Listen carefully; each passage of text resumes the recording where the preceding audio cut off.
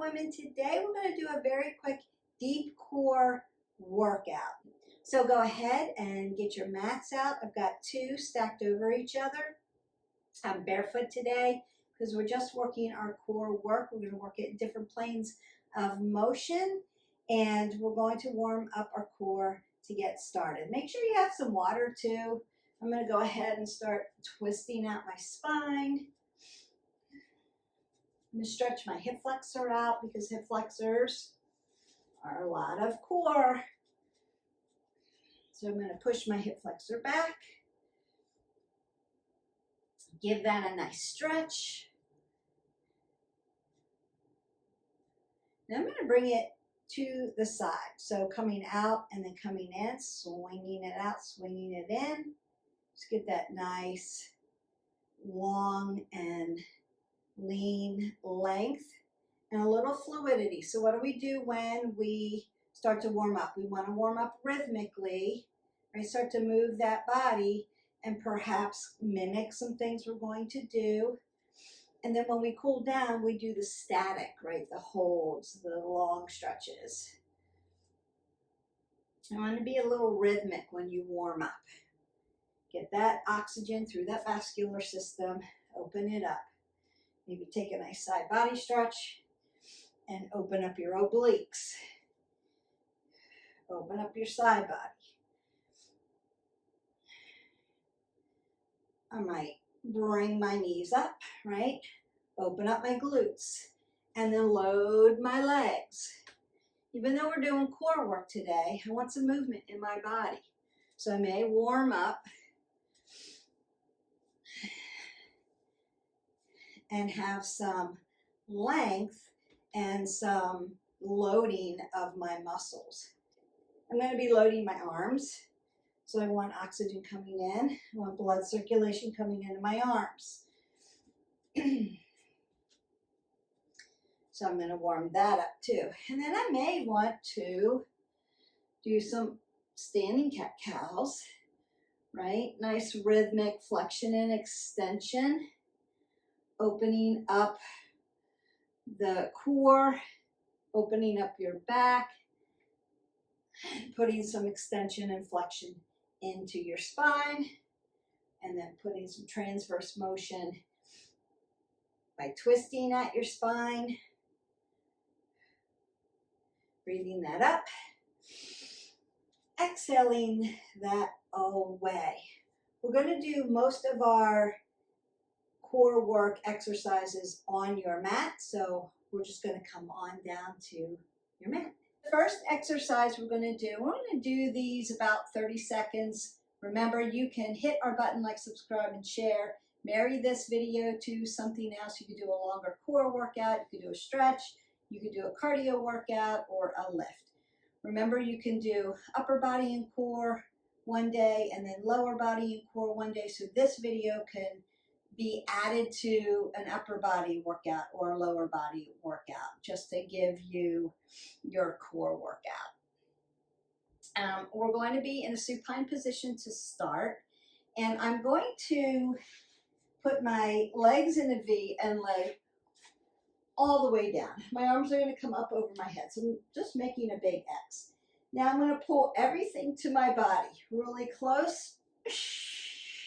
Squeeze it, get rid of all my air. Inhale, exhale. That's what we're going to do. We're going to do it for about 30 seconds. Now, you could do what? 15 reps.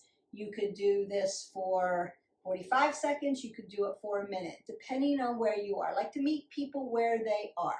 So decide where you are. Have the workout listed in the description below, so you can always go to that.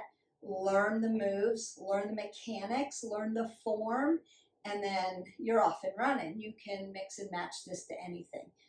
That's why I set these up for you, so that you always have variety, because when we do Movement Matters pillar, our wellness pillar on movement, what do we want? We want to move every day for a minimum of 20 minutes. So you could break them up through the day if you're really busy. That's why we have these little short videos. We also have long videos if you're like, I get up every day, I do an hour, I'm good. it just depends on the day and where life is taking you, right? So sometimes we need shorter throughout the day. We throw a couple in. Sometimes we need something longer. So you've got that. I've done that for you. But you need variety so that we don't adapt, so that we don't overtrain. We're always wanting to add variety. And so you can mix and match these. So it's like animals for fitness. You can mix and match and everything's going to fall into place. I've done the work for you. All you have to do is plug it in and turn it on and get going. Remember to breathe on these. So it's very important to breathe with core work. You want to exhale out on the exertion and push all the air out, and then inhale, fill up all that air back in, and then exhale it out. Sometimes you'll hear me be very audible with my air.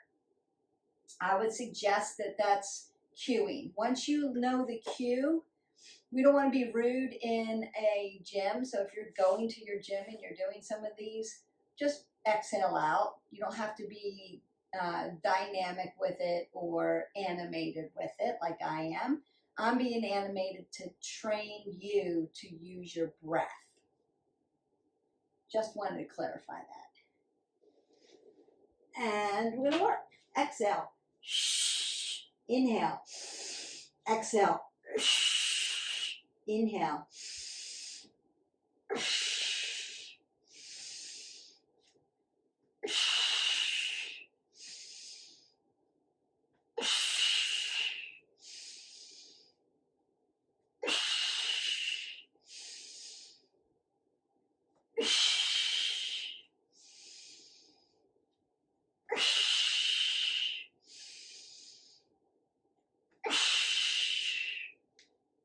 And you're done. It's that quick.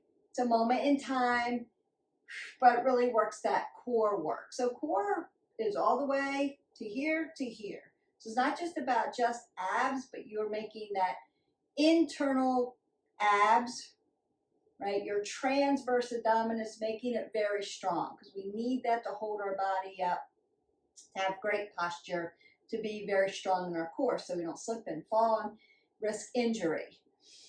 You will work your transverse abdominis also, that's your 6-pack, your 8-pack, whatever, it's there, right? But that's more about clean eating and good eating. You can't really make that happen without clean eating. It has to be this and that, movement and clean eating. So what we're going to do is going to be what we call a Vcriss, and then it's kind of like cross with a boat with Navasana. So we're adding that together. My suggestion is, first we're going to, again, be in a V. I'm going to do this catty corner for you to help show you. I want to roll my shoulders back and externally rotate them. And then I'm going to put my hands down. Now you could have your hands here, external rotation at the shoulder. You can have them more on the side, it's more neutral, or you can have them here, internal rotation of the shoulder. Depending on how your shoulders feel is where you're going to place your hands. Also, wrist flexors and extensors, we don't want to put all the pressure on our wrist flexors and extensors. Even though I'm leaning back, I'm light and tight in my body. So if I pull my core in tight and lift up, I'm tight in the core. So I'm not putting all this pressure and dumping into my shoulder, which is dumping into my wrist flexors and extensors. So if you're feeling all of this in your arms, pull your belly in tighter. You're still going to breathe. We're not holding our breath in this. So I'm going to lean back. I'm light and tight, apple under the chin. I'm going to crisscross and then lift up, right? That's what we're going to do. And we work crisscross, boat, crisscross, exhale, inhale. Exhale.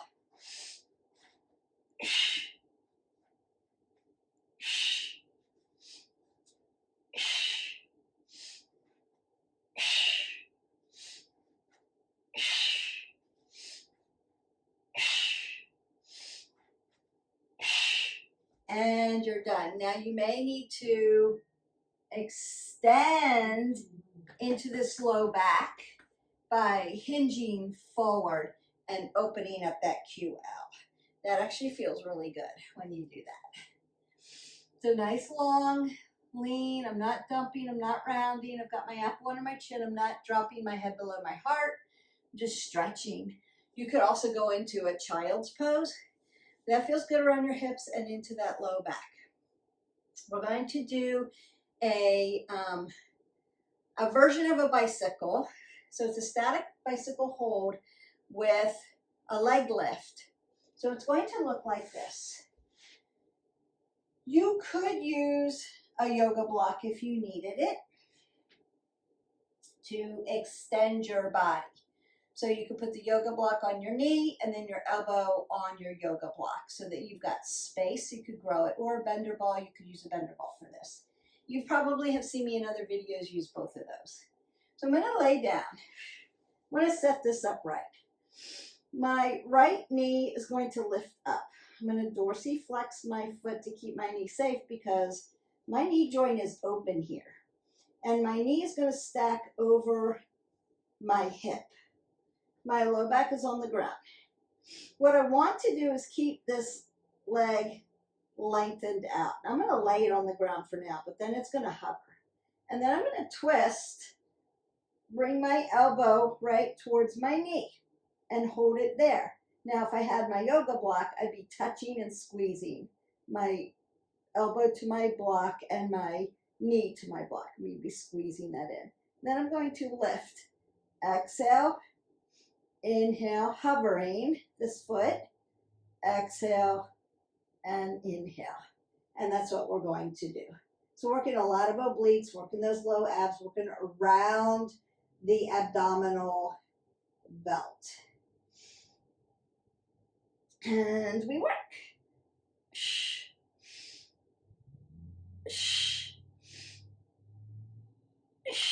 Keep everything tight.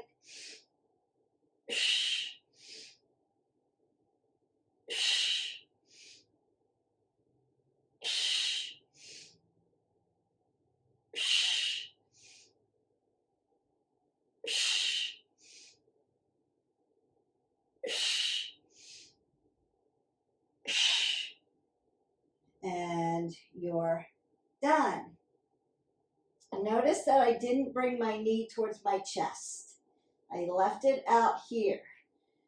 It's really going to work those legs as well around the hip joint and into your hip flexors, because a lot of core work, we work our hip flexors. We have to.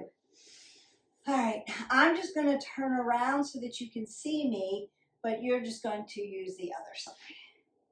All right. So I had my right knee up and my left elbow. Now I'm going to lift my left knee up. Hip and knee are in alignment. Dorsiflexion at the foot because this joint is open.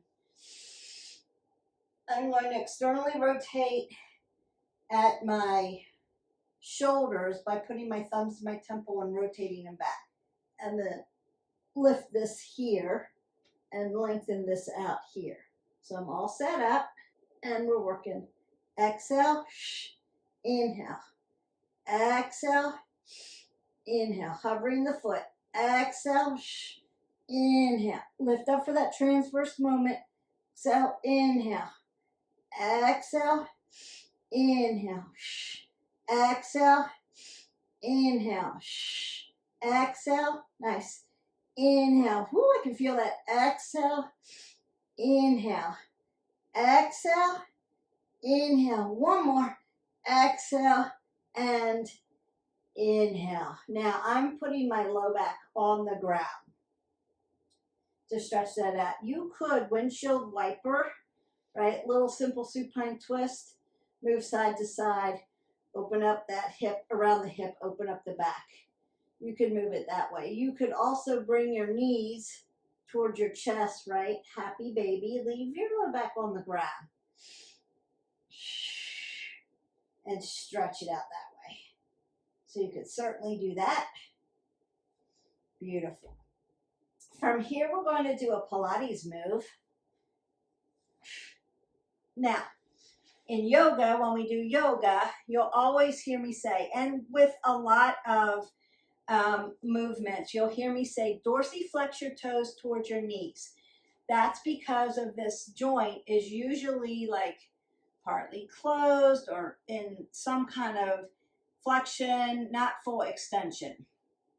There's some kind of flexion going on, but it might not be all the way closed. So we want to keep your knee joint safe. So we dorsiflex the toes towards the knees. It's a lot of yoga and some other moves.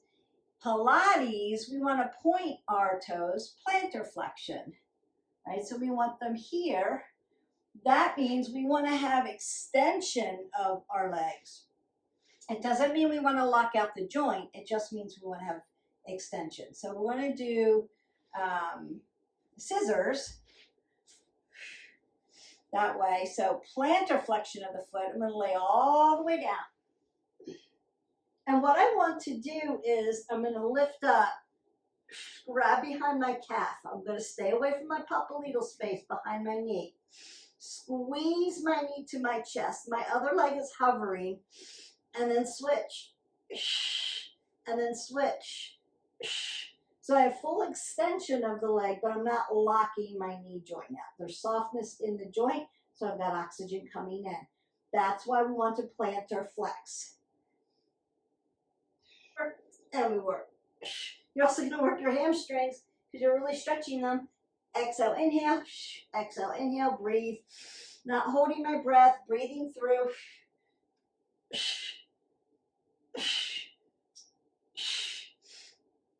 Apple under the chin.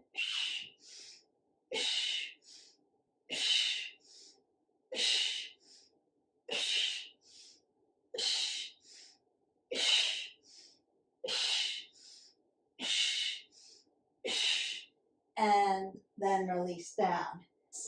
Part you may need to check apple under the chin.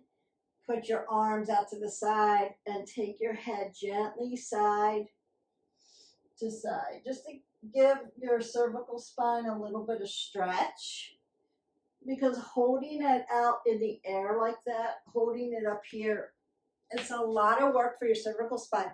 We really need strong upper back muscles to be able to do that without your neck getting sore. Consider if your neck is not there, if you're not strong enough to lift your neck, your shoulders up off the ground without your neck hurting, lay it down on the ground, keep your body safe, and do the scissors from there. And then as you get stronger, as you start to do the lifts, you're working upper back muscles, trapezius, latissimus dorsi, rhomboids, and then you're doing these neck, your proper neck stretches. Get it a little stronger, and then start to lift your shoulder blades up off the mat. So that's just a little pro tip. All right, we only have 2 more to do, and we're going to go into a prone position and a side position. Those are our last planes of motion for this workout, and then you're done. You should feel like all the way around there in your hip joints as well, and especially your hip flexors. All right, so what we're going to do is I'm going to start in a high plank, move to a side plank. My feet are going to be stacked. I'm not going to stack my feet on top of each other. Counter stacked, right? One in front of the other, so that I can get room for my hips. So I'm going to turn all the way under and come all the way up. Turn, exhale. So you've got transverse movement. It's like a little crunch in a side plank. So we're going to work one side, and then we're going to work the other side. And we work.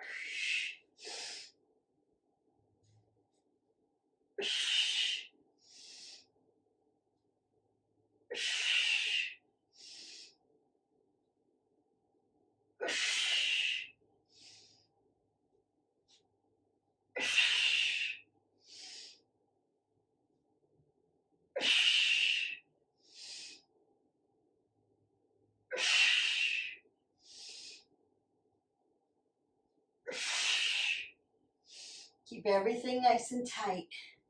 All right. Question. Beth, I have a shoulder issue. Side plank is really hard on my shoulder. What do I do instead? This is what you would do. Tabletop. set it up. Then you would take your hand out, twist open, tap down, so elbow to elbow, twist open, tap down. So that is your alternative move. If being on your one shoulder, right, one arm in a side plank is too much. So if you're not strong enough, again, start with the tabletop, still transverse movement, still working core, still doing a lot of work. All right, so you can do it that way, not a problem. All right, going to the other side. Up, stack shoulder, shoulder, hip, hip. Come around, tap. Inhale. Exhale. Inhale. Exhale. Nice.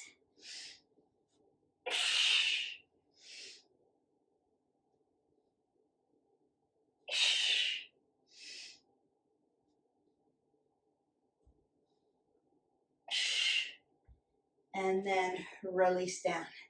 Now, you may need to, if you're not used to doing side plank, you may need to work your digits. So lion's paw, right? Dorsiplantar flexion of your wrist flexors and extensors. And then circle them out.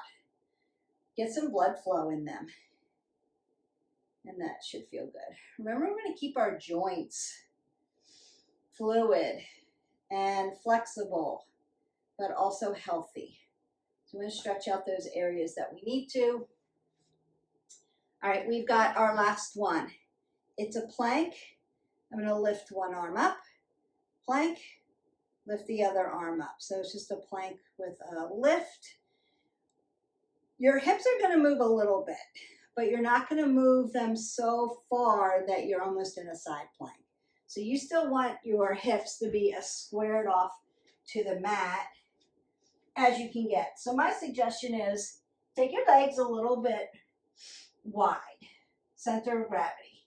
Lift up, down, lift up, down. You want to try to keep your hips from turning. Consider hips squared off to the mat. Apple under the chin. We're not dropping our head below our heart. We're lifting up that way, and we're in a stretch. And breathe. Exhale. Inhale. Exhale. Inhale. Exhale. Inhale. Exhale. Inhale. Exhale. Inhale. Exhale. Inhale. Exhale. Inhale. Exhale.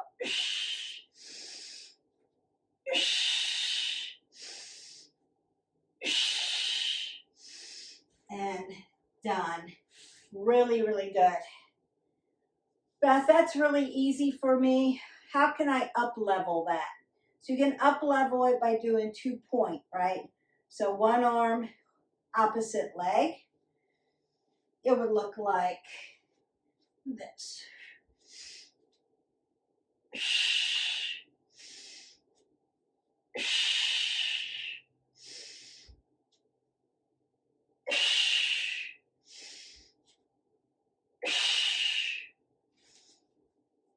That's how you up level that.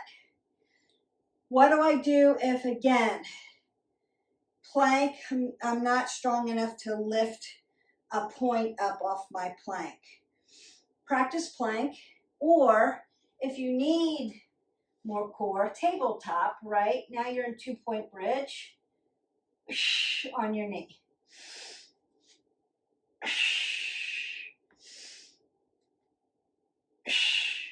So you can do it that way. So those are a couple different ways that you're still working your core, still getting it done, but being safe or working up to it. So there's room to move and grow and what we call up level. So let's stretch you out. Again, if you need to, you've been on your hands, wrist flexors, extensors, then dorsiplantar flex, circle out your wrist, lion's paw. Keep those digits moving and open so that we don't get so arthritic. on that. Then I want to twist out my core because I worked it.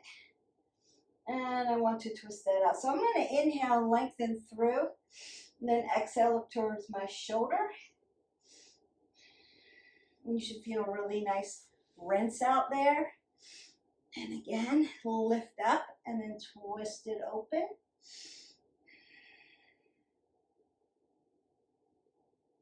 That feels good. You may need to just straddle it out and hinge so that you can open up your low back and your adductors around the hip. You could do that. Cat-cow. So with cat-cow, again, 2 fists between, drop down, make your nice tabletop. So my wrist, my elbow, nice soft joint, and my shoulder in alignment, apple under the chin, pull the pin belly in and up. I'm going to look to the end of my mat. I'm not going to look up. And then as I inhale, I'm going to soften my belly and put nice flexion in my back. As I exhale, I want to round out the back and put extension in. So I'm opening up all of that core, back, lower lumbar, stretching through the spine, right? Flexion and extension of the spine. But you're just opening up everything that you just worked.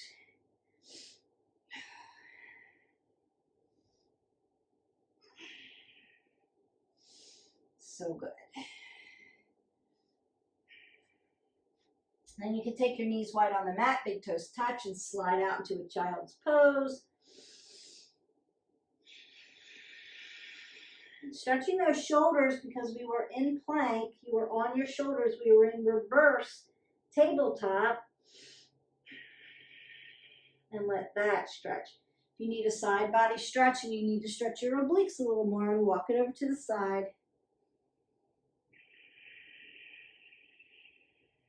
Feel that from under your underarm all the way to your hip. You can go to the other side. Leave your hips where they are.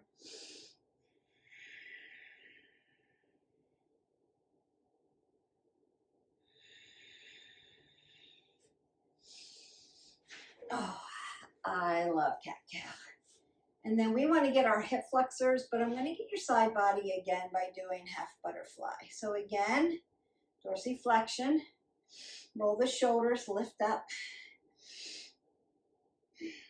Reach out and lift. Now, I'm not dumping my shoulder and going here. I want to lift my chest up. Lift your heart up. Feel that nice stretch through the abdominal wall. Side body into your back muscles. Down into the hip.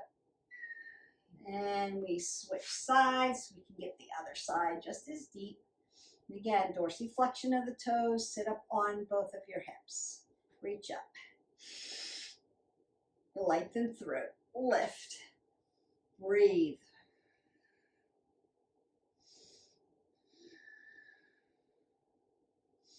You could also go into our playlist and find a nice stretch and do that.